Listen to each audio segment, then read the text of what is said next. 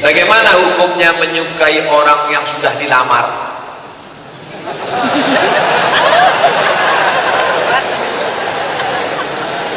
Bagaimana hukumnya menyukai orang yang sudah dilamar? Di bawahnya ada garis U.2.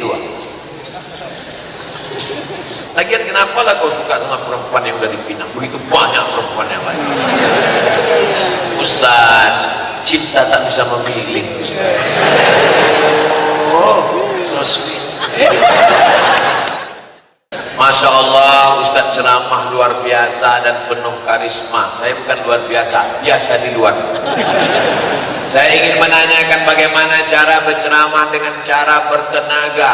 Makan dulu.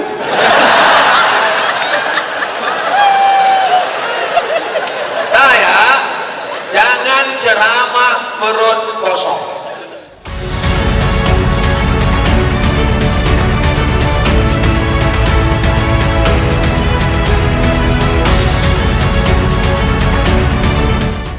Bagaimana hukumnya menyukai orang yang sudah dilamar?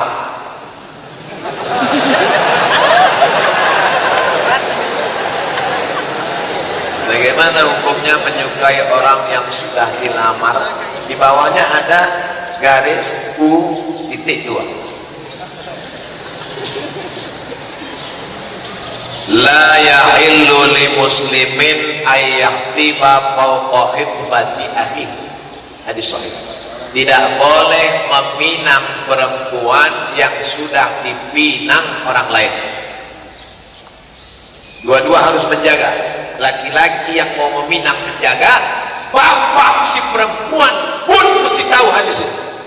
Jangan nanti datang, Pak, saya mau pinang anak bapak. Mohon maaf, anak saya sudah dipinang orang. Kemarin dia ngasih berapa, Pak? 20 juta. Saya 30. Oke.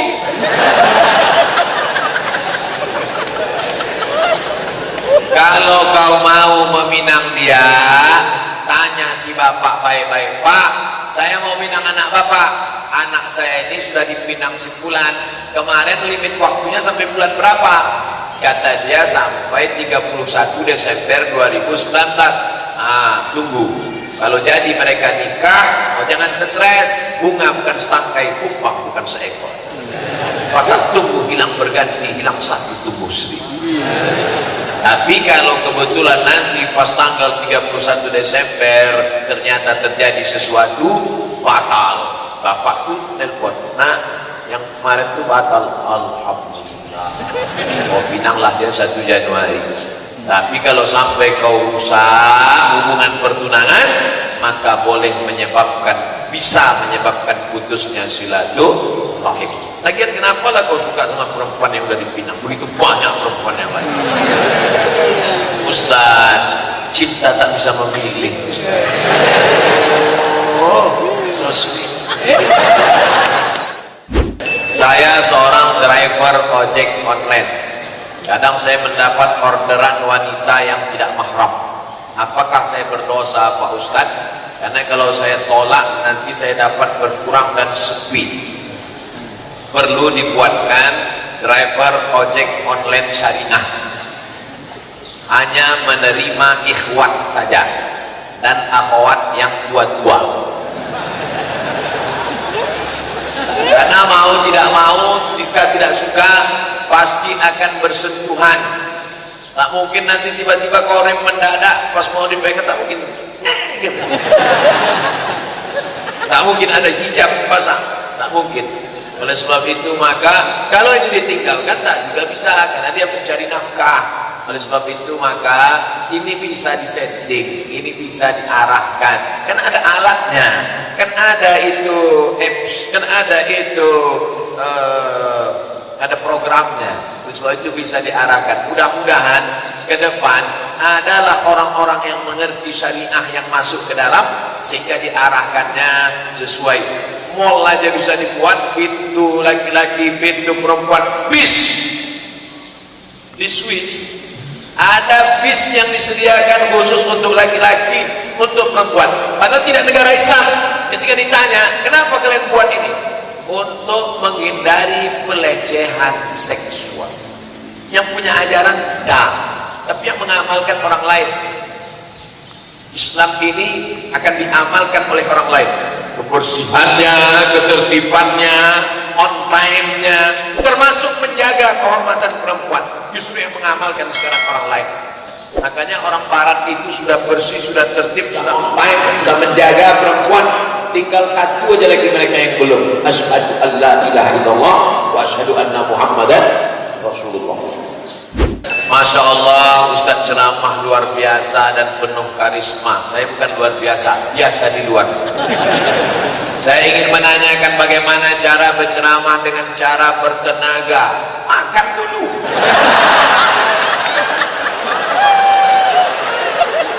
Saya jangan ceramah perut kosong, karena ceramah perut kosong itu bisa menyebabkan penyakit. Sebelum kesini saya makan itu di dalam tas mesti ada coklat, roti, tidak mesti makan nasi kan, lontong sayur, coklat, roti, makan agak 2-3 biji, minum teh. Jangan bersama dengan perut kosong. Kemudian niatkan suara kita itu untuk membangkitkan semangat umat. Jangan pikirkan penilaian orang terhadap diri kita, tapi pikirkanlah yang kita sampaikan ini untuk orang. Karena kalau antum berbuat supaya orang merespon antum, ketika tidak dapat seperti yang diharapkan akan kecewa. Tapi buatlah apa yang antum berikan. Kalau antum hafal dalil itu untuk menyampaikan kalam Allah sabda Rasulullah. Kalau antum sampaikan dengan suara menggelegar, bukan untuk menarik perhatian orang ke antum, tapi supaya orang mendengar sampai ke telinga dia. Itu gunanya. Jadi kalau saya ceramah, ada dulu anak remaja masjid, pas saya khutbah Jumat, dia pergi ke belakang, dilihatnya itu amplifier hijau, kuning, merah, di fotonya. Habis itu diupdate, selama Ustaz khutbah merah terus.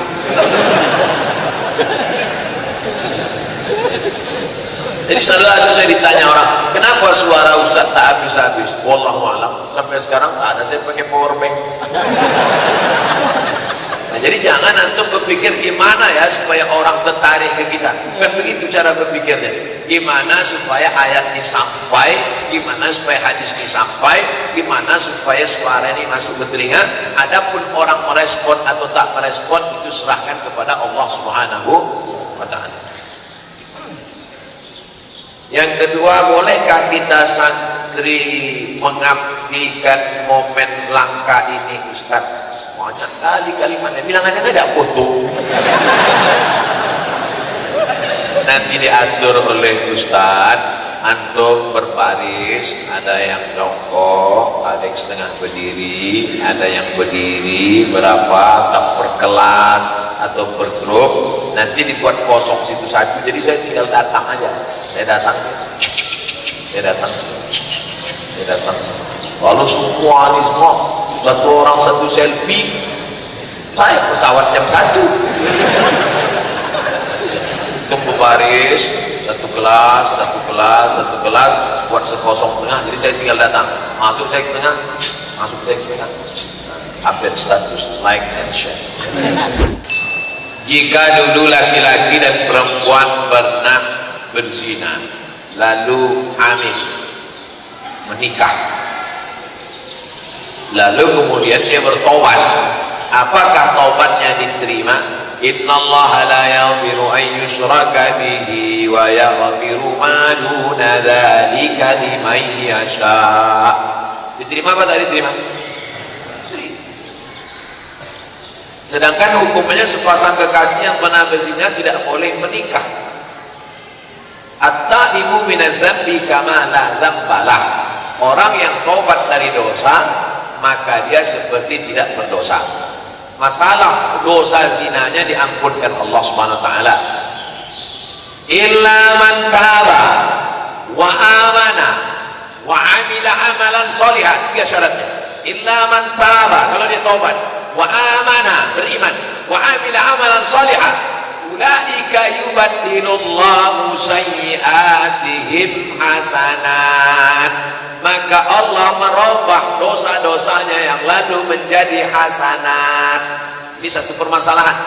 Kita selesaikan dulu masalah ini. Yang kedua, masalah perempuan hamil menikah. Itu baru masalah kedua. Jadi jangan campur aduk.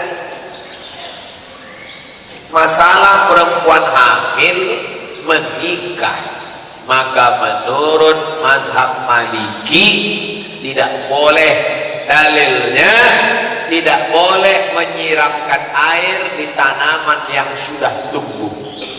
Tanaman saudaramu kau sirami air, tak boleh. Begitu kiasan kalimat lembutnya, karena menghindari pornografi. Maka biarkan anak itu lahir dulu. Setelah anak itu lahir barulah menikah. Jangan sudah. Kalau dinikahkan juga dalam keadaan hamil sebulan, 2 bulan, 3 bulan, dinikahkan. Efeknya 4. Yang pertama, kalau anak itu lahir tidak boleh pakai bint dan binti si bapak. Ini anak saya Pak Ustaz. Ini tes DNA sudah dibawa ke Singapura, golongan darahnya tidak laku DNA. Apa salah saya? Oh, mencoblos sebelum hari H. Mohon maaf Pak G. 2, kalau si bapak mati, si anak tak dapat warisan. Kenapa? Karena tidak ada hubungan waris. Bin tak boleh, waris tak boleh. 3, kalau si anak lahir pertama laki-laki, habis itu lahir adiknya perempuan, lahir lagi adiknya perempuan, meninggal si bapak, si anak pertama laki-laki ini tak bisa jadi wali bagi adiknya karena mereka tak ada hubungan nasab. Kalau diwalikan oleh abangnya ini, nikahnya tidak sah. La nikah illa biwaliyin. 4, anak pertama tadi kebetulan lahir perempuan cantik, 25 tahun berikutnya dipinang anak muda, mau nikah, maka si bapak tidak bisa mewalikan si anak. Walinya siapa? Wali hakim.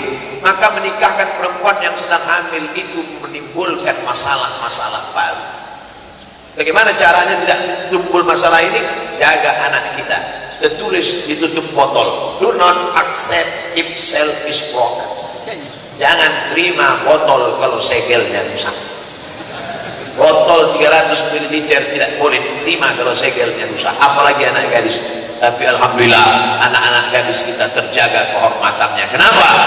Jangankan kehormatannya mau dirusak, mukanya pun tak bisa ditengok. Saya dari tadi tak bisa tengok. Masukkan anak gadis kalian ke pesantren. Jangankan penjahat, perampok, ustaz aja pun tak bisa lihat matanya. Bagaimana menjaga generasi muda agar terhindar dari sisi negatif internet? Tidak ada jalan lain menjaga generasi muda ini, satu-satunya jalan, tinggal satu lagi. Tidak ada jalan lain. Menjaga generasi muda dari narkoba, menjaga generasi muda dari pacaran, menjaga generasi muda dari warnet, Twitter, BBM, WhatsApp, Instagram, Telegram, miligram, kilogram. Satu-satunya jalan menjaga generasi muda adalah memasukkan anak ke pesantren. Kalau ada orang lain menawarkan solusi lain, mana dia? Tunjukkan ke mata saya, mana solusi yang kau tawarkan? Pondok pesantren benteng terakhir menjaga anak muda kita. Berapa banyak anak muda yang sudah mati disebabkan sakau, mabuk, sabu-sabu, mabuk lem kambing, mabuk pertamak, pacaran, rusak kehormatan, hilang mahkotanya. Dikasih minuman, disuntik dari bawah minuman itu obat, mabuk gara-gara pacar, dipoto, dikirim ke grup WhatsApp, diancam kalau tidak mau akan disebarkan. Hilang kehormatan. Siapa yang bisa menjaga? Bapak ibu sibuk cari nafkah, wanita karir, anak terbengkalai. Satu-satunya jalan menjaga anak kita pondok pesantren. Sudah aku jelaskan ya Allah. Kalau tidak juga mau mereka memasukkan anaknya ke pesantren, bukan tanggung jawabku lagi ya Allah. Kalau rusak generasi bangsa Indonesia ini 20-30 tahun akan datang, saya tidak bertanggung jawab di padang mahsyar kalau ditanya Allah, Abdul Somad, kau ceramah kemana-mana, sudah kau suruh mereka masukkan anaknya ke pesantren? Sudah ya Allah. Berbuih mulut menyuruh. Mereka tak mau juga mendaftarkan, bukan urusan lagi. Anak-anak di pesantren, mana ada matanya hitam kena radiasi gadget, mana ada pecah pembuluh darah gara-gara menembak musuh yang tak mati-mati di warnet, mana anak-anak pesantren sehat-sehat semuanya. Anak pesantren sehat, paru-parunya bersih, tak ada merokok. Anak pesantren sehat, otaknya bersih, tak nengok macam-macam. Hidayatullah, apa yang tengok pokok kayu, bersih semuanya. Makanya kalau mau selamat anak anda, masukkan ke pesantren Hidayatullah, hubungi Hidayatullah terdekat sebelum tanggal penutupan berikut. Apakah dampak mengurangi rezeki dan siksa neraka? Dzalika bi anna Allah lam yakun mughayyiran ni'matan an'amaha ala qaumin hatta yughayyiru ma bi dzalika bi anna Allah lam yakun mughayyiran ni'matan an'amaha ala qaumin. Ini rezeki sudah ditetapkan Allah. Rezeki sudah ditetapkan Allah. Yang merubah rezeki itu siapa? Kita. Gara-gara dosa berkuranglah rezeki. Makanya dosa-dosa ini hilangkan supaya rezeki kita tidak jauh. Rezeki sudah ditetapkan Allah. Wa ma min dabbatin fil ardi illa 'ala Allah rizquha. Semua yang melata di atas muka bumi ini dijamin Allah rezekinya. Tapi kenapa rezeki berkurang? Gara-gara dosa. Jadi kalau pertanyaannya, apakah dosa mempengaruhi rezeki? Ya, Allah mengurangkan rezeki itu disebabkan dosa. Kalaupun diberikan nominalnya seperti itu, barokahnya tak ada. Sedangkan kita minta barakallahu, Allahumma barik lana fima razaqtana. Saya dari santri mau tanya, gimana kita para santri menyikapi keadaan di luar yang sekarang sudah mencapai era digital 4.0, sedangkan kita para santri tiap harinya bergelut dengan kitab-kitab buku-buku agama pelajaran dan tidak bersentuhan dengan dunia digital internet. Apakah peran kami sebagai lulusan pesantren di luar sana? Oh, pegang HP itu pagi, pegang HP pagi habis sholat subuh, sebelum maghrib sudah bisa, mudah itu. HP, laptop, internet itu gampang, mudah. Yang sulit itu apa?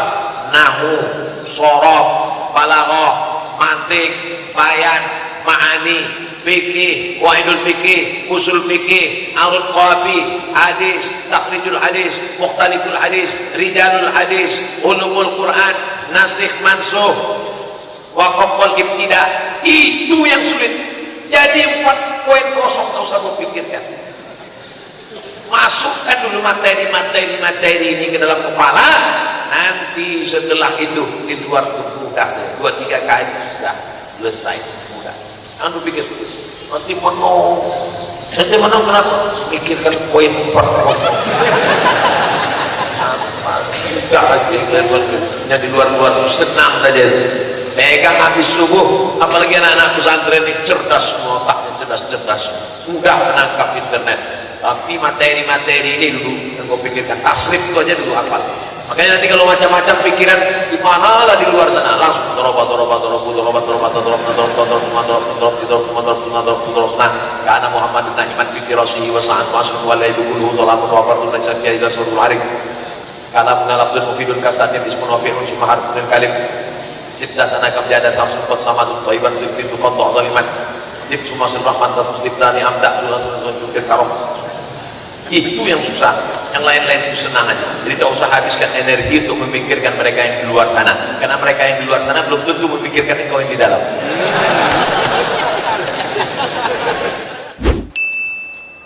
Bagaimana pendapat Ustadz? Sebagian umat Islam berpendapat tinggalkan dunia, fikirkan mati. Matilah.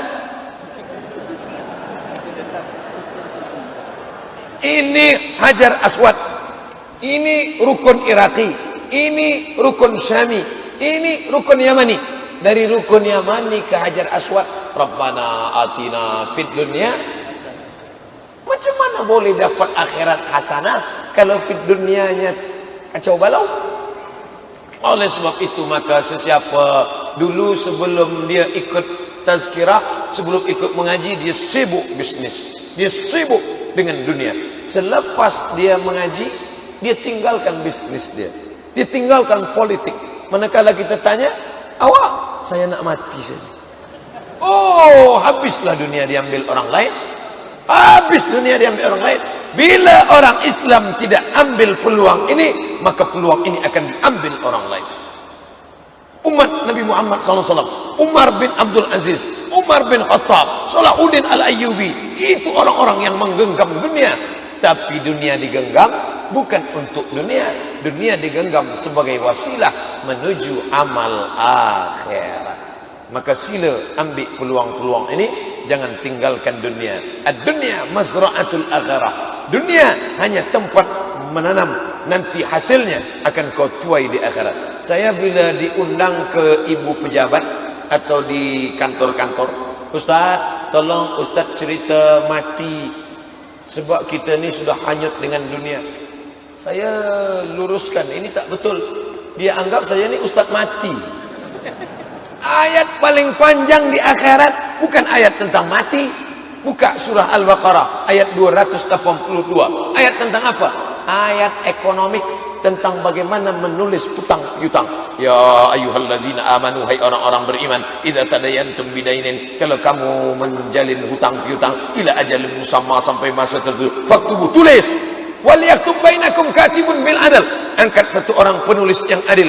Wastashidu wastashidu syahidaini min rijalikum, angkat dua orang saksi. Tidak ada ayat dalam Quran sembahyang isya 4 rakaat, sembahyang maghrib 3 rakaat, sembahyang subuh 2 rakaat. Tidak ada. Tapi tentang mengangkat dua orang saksi, mencatat. Bila tidak ada dua orang saksi lelaki, satu orang lelaki, dua orang perempuan, itu hanya ada dalam Quran tentang ayat-ayat ekonomi, tentang ayat-ayat politik. Ati'ullah wa ati'ur rasul wa ulil amri minkum. Taat kepada Allah, taat kepada Rasul, taat kepada pemimpin. Pemimpin yang bagaimana? Dua sifatnya.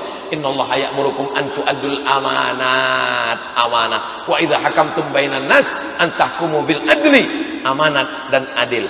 Maka Islam tidak menyuruh kita meninggalkan akhirat. Laisa bi khairikum man taraka dunyahu li akhiratihi. Orang yang paling baik di antara kamu bukan yang meninggalkan dunia untuk akhirat. Ada gambar saya di sini.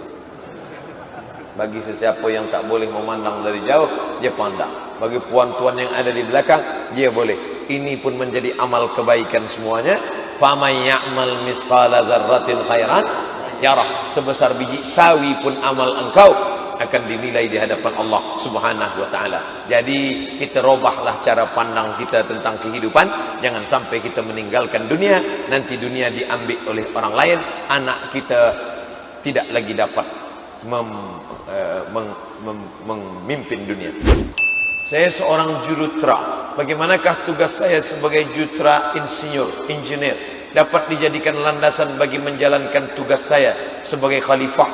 Saya sampai ke Sabah ini apakah kerana ahli tafsir, ahli fiqh, ahli usul fiqh? Saya sampai kemari sebab ada pilot yang membawakan pesawat terbang tadi. Jadi dia pun juga ikut dapat pahala. Dia tak ada bagi tazkirah. Belum pernah saya tengok pilot pesawat terbang bagi tazkirah. Assalamualaikum all of our passenger. Tak ada. Dia diam saja. Tapi dia sudah menghantarkan al-mukarram ustaz kepada jamaah. Man jahaza ghazian faqad ghaza. Siapa sahaja yang menyiapkan alat-alat perang, maka dia dapat pahala perang. Yang membuat tombak, yang membuat anak panah, yang melatih kuda, yang menyiapkan semua. Ini siapa yang membina masjid ini? Orang-orang kaya yang membagi tanah, mewakafkan tanah, penguasa-penguasa, sultan-sultan yang dengan kuasanya, jurutera-jurutera yang menggambar bagaimana masjid boleh menjadi masjid yang selesa. Kita dalam masjid ini terasa aman, merasa nyaman, merasa hati tentram. Ini siapa ni? Dia tidak pelajar agama, dia tidak ada belajar di Al-Azhar Kahirah, yang uruskan suara saya boleh menggelegar. Coba kalau ini dia rosak mati. Tuh, anak-anak kita, pemuda-pemuda Islam kita yang rakamkan tazkirah saya malam ini, dia tak ada bagi tazkirah, dia diam saja. Dia diam saja dengar, lalu kemudian dia rakamkan, recording, lepas itu dia upload ke YouTube, lepas itu ditengok orang banyak. Malam ini mungkin agak-agaknya 60.000 ada, yang orangnya 30.000, malaikat kiraman katibinnya, jin korinnya, kiraman katibin, jin korin, orangnya 10.000, malaikat-malaikat yang datang ikut. Itu semua yang hadir malam ini. Tapi yang lebih banyak lagi adalah manakala dia upload ke YouTube, saya ada tengok video pendek, sudah berapa 1 juta orang viewer yang dah tengok itu. Dia tengok, Masya Allah, Tabarakallah. Siapa yang dapat pahala? Maka jurutera. Jadi jangan pesan pada anak, engkau pergi pelajar kahirah, belajar hadis masuk surga, belajar Quran masuk surga, bila belajar jurutera neraka jahanam. Oh, ini orang tak betul. Apapun kerja engkau, kau niatkan lillahi ta'ala. Tapi pelajar agama mesti ada. Falaula nafara min kulli firqatin minhum ta'ifah. Jangan semuanya pergi berperang. Mestilah ada beberapa orang liyatafaqahu fid din, belajar ke Kahirah, belajar ke Maghribi, belajar ke Suriah. Balik dia nanti ke negeri, liyunziru qaumahum, memberikan peringatan kepada umat. Takutlah kepada Allah, takutlah kepada Allah, takutlah kepada Allah. Usikum wa nafsi bi taqwallah. Apa ajaran tarekat itu bercanggah dengan Islam? Tarekat itu cara tarekat, cara membaca Quran. Nun mati berjumpa dengan qab, min qablikum. Cara membaca Quran, tarekat. Maka saya cari guru tajwid. Tuan guru, kalau belajar sendiri mana boleh. Saya tak nak berguru, saya terus saja belajar. Beli Quran, baca sendiri. Alamaso.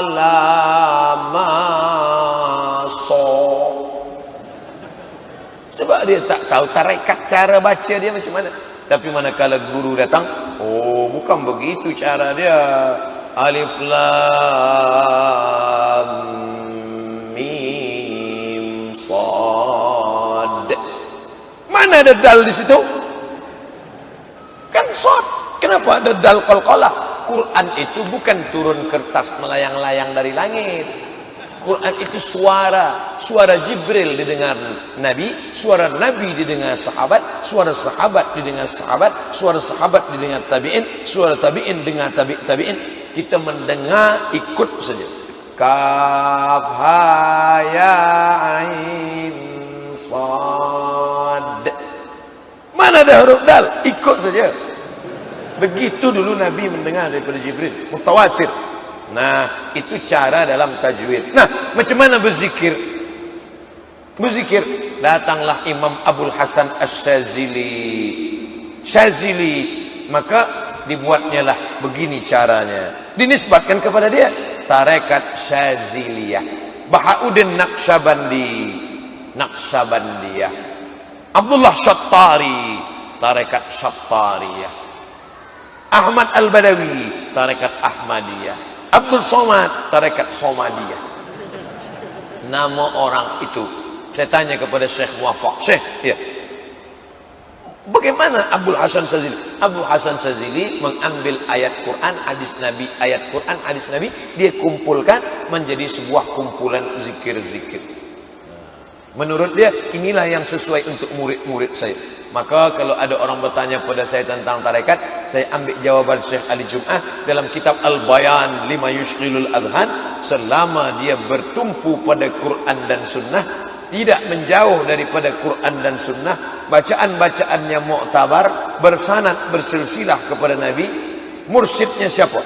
Boleh kita ikut. Tapi kalau dia meninggalkan syariat, orang azan di masjid, hayya 'alas salah,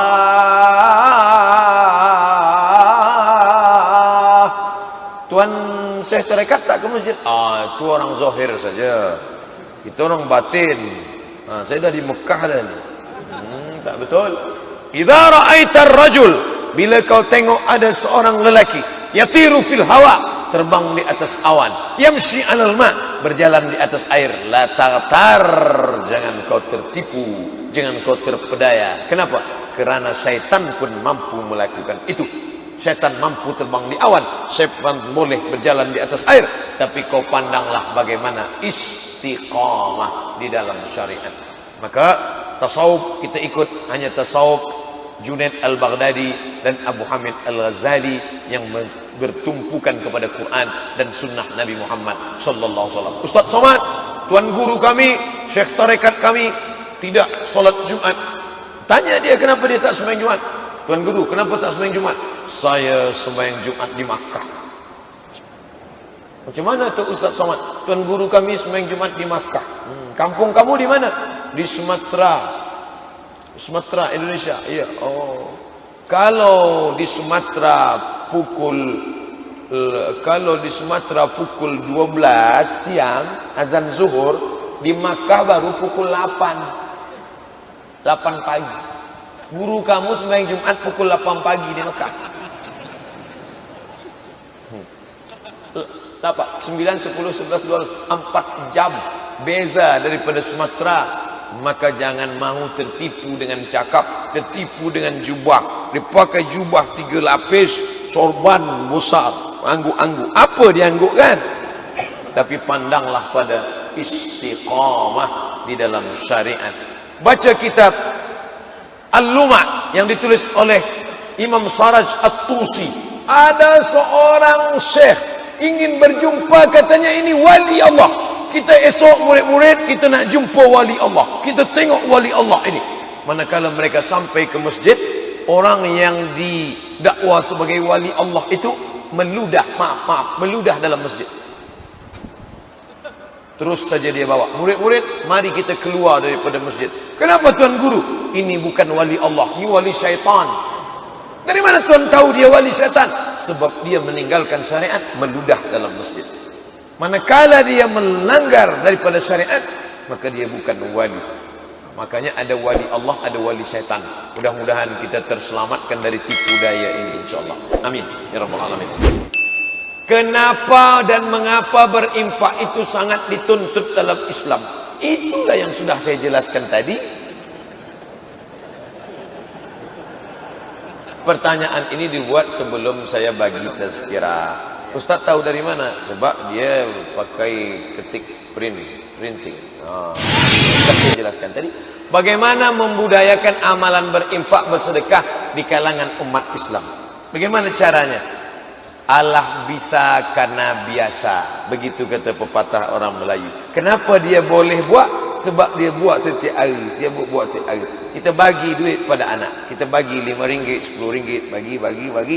Oh, ayah baik, terima kasih. Bukan untuk engkau. Nanti bila nampak, engkau bagi pada orang lain. Kita biasakan dia dari kecil lagi. Nanti setelah dia besar, dia ingat. Nanti dia bagi pula pada anak-anak dia. Anak dia ingat, dia bagi pula pada cucu-cucu dia. Jadi bukan kita bagi tazkirah, sedekah. Awak pernah sedekah? Belum lagi. Kita langsung action.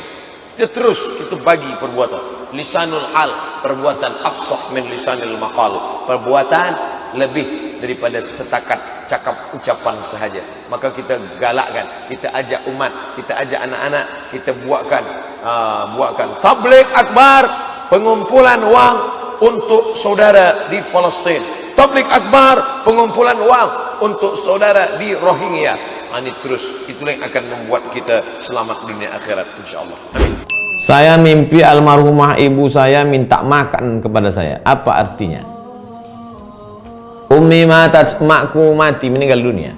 Afa atasaddaqu anha, apakah aku boleh bersedekah? Kata Nabi, tasaddaq, bersedekahlah. Ayu sadaqatu afdal, apa sedekah yang paling afdal? Saqiyul ma', memberikan air minum. Sedekah paling afdal memberi air minum. Wahai Pak Hasan Basri, jangan tunda-tunda, besok pagi beli minuman, beli sirup agak 3 botol, sanggup 10 botol, bagus. beras 10 kilo kasih ke fakir miskin. Tak perlu disebutkan ini untuk almarhumah omakku, tak perlu. Otomatis sampai sesuai kemampuan. Kadang beberapa jamaah pas saya katakan gitu, insya Allah Pak Ustadz, saya minta izin dulu ke istri saya. Rupanya duit belanja itu dipegang bini semua. Ustadz, apa hukumnya memberhentikan karyawan karena lockdown? Dan saya tak sanggup memberikan pesangon karena pilot. Apakah di akhirat nanti saya akan dituntut? La yukallifullahu nafsan illa wus'aha. Allah tidak membebani di luar kemampuan kamu. Yang paling bagus, paling tinggi, kalau ada dana emergensi, wahai pengusaha-pengusaha, tetap gaji walaupun mereka tidak kerja, tetap gaji. Ini yang paling bagus, level 1. Nomor 2, beri mereka pekerjaan yang bisa dibawa ke rumah, tetap digaji, bawa ke rumah. Level 2. Level 3, kasih gaji sesuai dengan kemampuan. Yang selama ini dia membuat sepatu satu bulan 20, kasih dia hanya 10, gajinya kasih setengah. Ini level 3. Level 4 yang tak mampu sama sekali, apa boleh buat? Memang tidak ada dana emergensi, apapun tak ada sama sekali, maka tidak mungkin pemerintah ngecek satu-satu, ustadz pun tidak tahu, maka disitulah letak iman kita kepada Allah SWT. Wahai bapak-bapak pimpinan usaha menengah, UMKM, pimpinan perusahaan yang punya dana emergensi, jangan zalim. Ittaquz zulma, takutlah kamu pada perbuatan zalim. Fa inna zulma zulumatun yaumal qiyamah. Kalau kau pecat mereka dengan alasan corona, mereka tidak akan komplain, mereka terima. Padahal sebenarnya dana emergensi ada. Lalu kemudian mereka mengadu kepada Allah SWT. Maka uang yang kau tahan itu, kau simpan itu, nanti akan keluar juga dalam bentuk jantung koroner, diabetes, kebakaran, pilot kerugian. Sini kita sedang diuji iman. Karyawan diuji keimanan mereka, kesabarannya. Pengusaha-pengusaha diuji keimanan mereka, kejujuran mereka. Yang jujur mati, yang tidak jujur pun mati. Bersama jamaah dari Malaysia. Baik, kita jawab ini dulu dari Bapak Muhammad. Assalamualaikum Ustaz. Waalaikumsalam warahmatullahi wabarakatuh. Kalau kita tidur jam 8 malam, kemudian jam 10-11 terbangun, apakah sudah bisa kita melaksanakan sholat tahajud?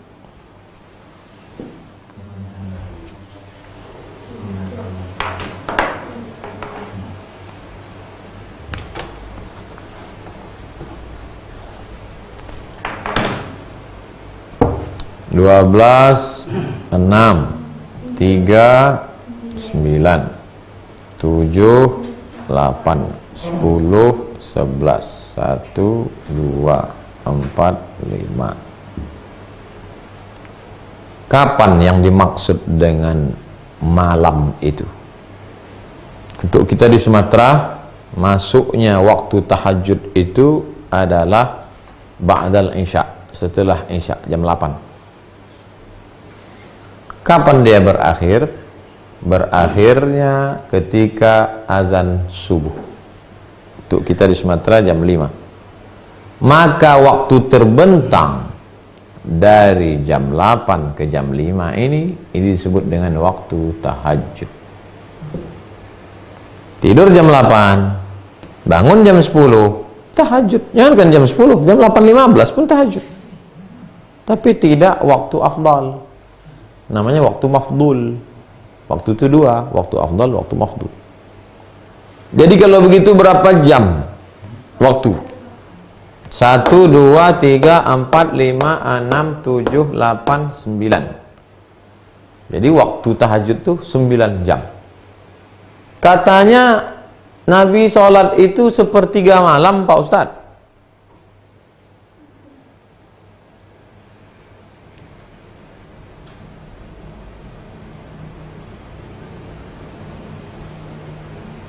Nah, makanya Sebagian ulama mengatakan, jam berapa sholat tahajud tuh Ustaz? Ya kira-kira jam-jam 2 lah, jam-jam 1, jam 2 lah, karena perbedaan waktu timur barat di mana. Nah, tapi dibagi 3, sepertiga, sepertiga, sepertiga. Itulah waktu. Yang paling afdal adalah sepertiga malam. Jadi kesimpulannya bisa, boleh. 2. Boleh tidak andaikan saya membuat turnamen atau pertandingan kartu yang juara 1, 2, 3-nya mendapatkan hadiah?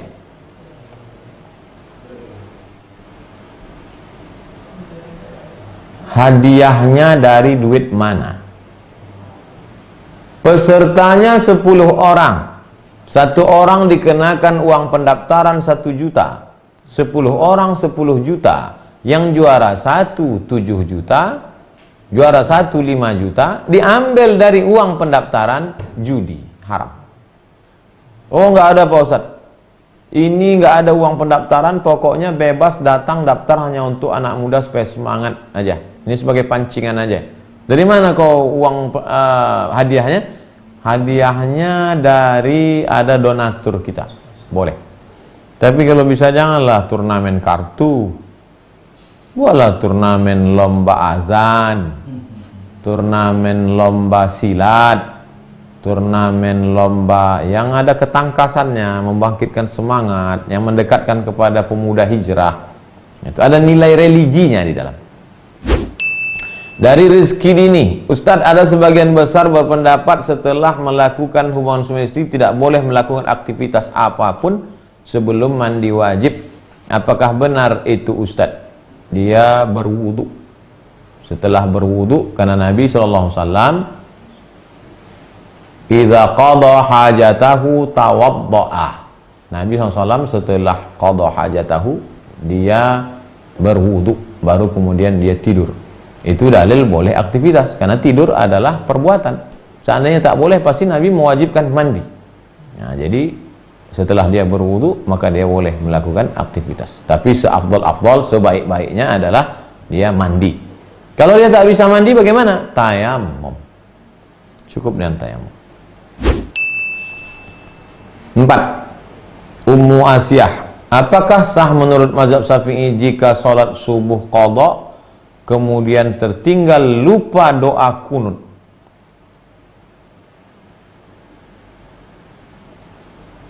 Tinggal sholat subuh, maka dia qadha. Sudahlah mengqadha sholat subuh, lupa pula doa kunut. Malaikat ini gemas sekali melihatnya. Udahlah sembahyang subuh tinggal, kunut pula lupa. Apanya bisa kau ini, kata malaikat.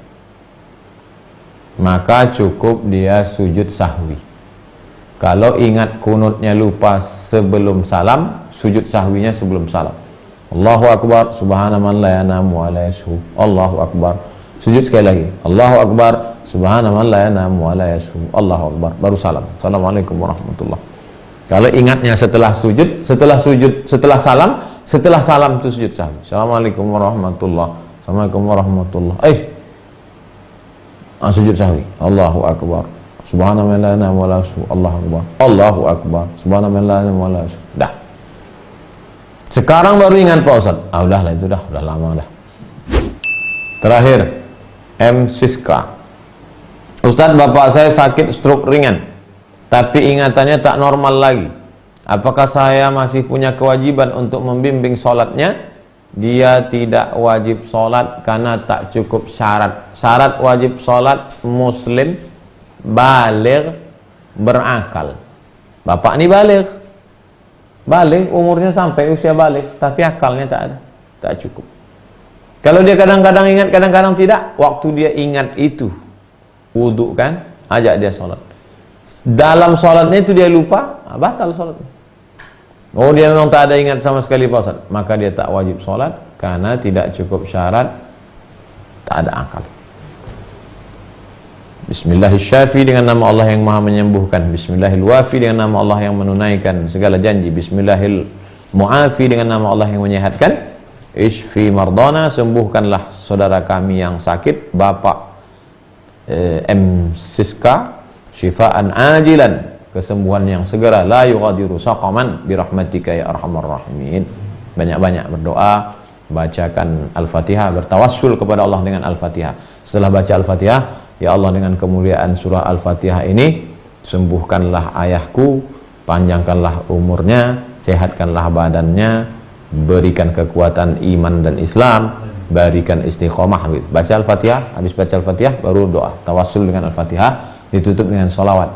Wassallallahu ala sayyidina Muhammad wa ala alihi washabbihi wasallam walhamdulillahi rabbil alamin. Bacakan ke telinganya, karena telinganya tetap bisa mendengar. Pagi habis salat subuh bacakan ke telinganya. Qul huwallahu 3 kali, Qul bil falaq sekali, Qul bin nas sekali, Al-Fatihah sekali, pangkal Al-Baqarah sampai wa alaikahumul muflihun, ayat kursi dan ujung Al-Baqarah, lillahi ma fis samawati ma fil ard.